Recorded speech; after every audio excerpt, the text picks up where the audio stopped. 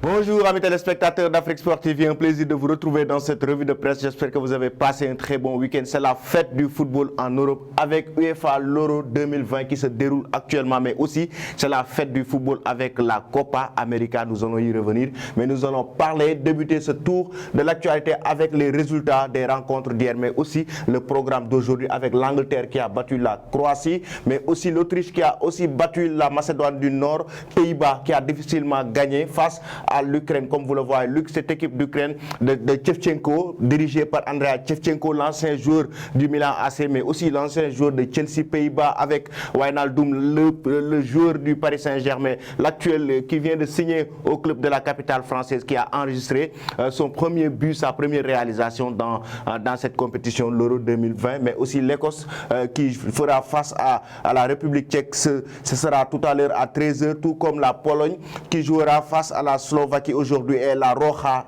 face à la Suède. Ce sera ce soir à 19h. Donc vous le voyez, ce sont les résultats des rencontres d'hier, mais aussi le programme d'aujourd'hui. Nous allons démarrer ce tour de l'actualité en Angleterre, comme vous le voyez, qui félicite les joueurs anglais. Ma first class, l'Angleterre avec The Daily Mail, mais aussi qu'ils ont félicité les joueurs anglais qui ont battu la Croatie 1-0 et Sterling a offert la victoire à cette équipe anglaise à la 57e minute. Sterling a permis à cette équipe anglaise en tout cas d'enregistrer sa première réalisation, sa première victoire dans cette compétition, l'Euro 2020, et ça débute bien pour les Anglais, même s'ils ont en tout cas raté plusieurs occasions. Ils ont eu l'opportunité plusieurs fois, Harry Kane et ses coéquipiers, d'ouvrir le score plusieurs fois, de montrer leur suprématie face à cette équipe de Croatie qui n'a pas été trop quand même, qui n'a pas été en tout cas trop imposante dans cette rencontre, mais l'Angleterre a finalement pris le dessus face à cette équipe de la Croatie grâce à Sterling. Nous allons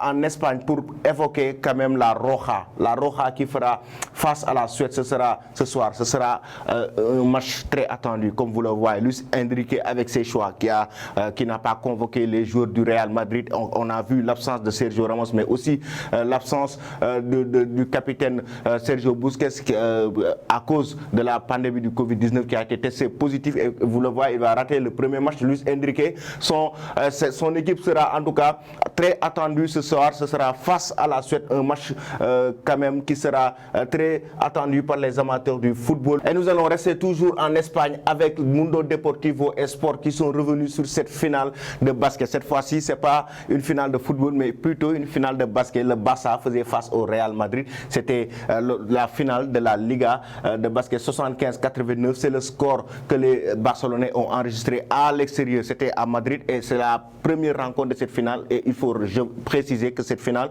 se jouera sur 3 rencontres. Ce mardi, les deux équipes vont encore se rencontrer et en cas de victoire, le Barça va remporter cette finale de la Liga. Et jeudi prochain aussi, les deux équipes vont se retrouver. Mais pour le moment, le Barça a pris une option concernant cette finale de la Liga en enregistrant une victoire face au Real Madrid. Nous allons maintenant parler de la Copa América. Comme vous le voyez, je l'avais montré en début de cette revue de presse, c'est la fête du football en Europe, mais aussi en Amérique, avec le Brésil qui a battu la Venezuela 3-0. Neymar a été buteur dans cette rencontre, tout comme la Colombie face à l'Équateur qui a pris le dessus. L'Argentine jouera aujourd'hui, ce soir, à 21h face au Chili. Paraguay et Bolivie vont jouer aussi, tout comme la Colombie qui va rencontrer Venezuela jeudi prochain. Brésil jouera encore vendredi face au Pérou. En tout cas, voici le programme, voici les matchs de la Copa América et nous allons poursuivre cette revue de presse avec l'application Afrique Sport pour parler non seulement de la Copa América, comme vous le voyez avec le Brésil qui carbure d'entrée. La Copa América s'était ouverte en tout cas ce dimanche et les buts brésiliens, c'était Marquinhos à la 23e minute de jeu, tout comme Neymar à la 64e minute et le troisième but brésilien par Barbosa à la 89e minute de jeu. Nous allons évoquer aussi la déclaration avec l'application Afrique Sport de Samuel Eto'o, la déclaration très ambitieuse prestigieuse de la légende camerounaise qui était à Bamako actuellement de passage au Mali. Samuel Eto'o a été invité sur le plateau de la chaîne ORTM et estime en tout cas que le Cameroun peut rêver d'organiser la Coupe du Monde. On rêve d'organiser le mondial parce que nous avons des stats pour une telle compétition. Je suis fier aujourd'hui de dire que mon pays peut organiser n'importe quelle compétition de niveau international, effectivement. Mais attention, Samuel, il y a de cela quelques jours, il y a une rumeur comme quoi que le Brésil, 70% des stades brésiliens, des stades camerounais ne sont pas encore prêts à accueillir la CAN 2021. C'est-à-dire que le Cameroun doit encore travailler davantage pour pouvoir organiser cette prestigieuse compétition qui est la Coupe du Monde. C'est bien quand même de rêver la Coupe du Monde au Cameroun, on l'attend bien.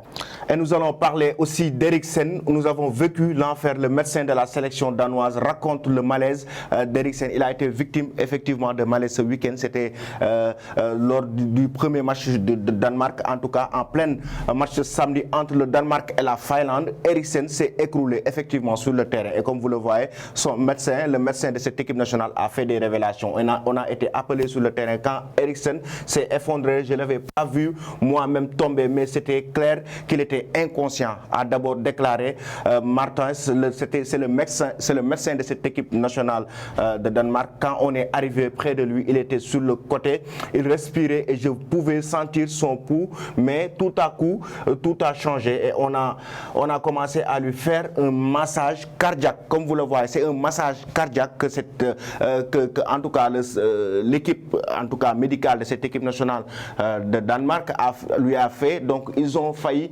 perdre Eriksen, mais heureusement, plus de peur que de mal. Il a frôlé certes la mort, mais Eriksen est revenu. Il a même fait une déclaration pour remercier les amateurs du football, remercier le monde du football. Nous allons terminer cette revue de presse, chers amis téléspectateurs d'Afrique Sport TV, avec la question concernant vos pronostics sur la rencontre entre l'Espagne et la Suède. Ce sera ce soir. Vous pouvez donner vos réponses en commentaire. Merci et bonne journée.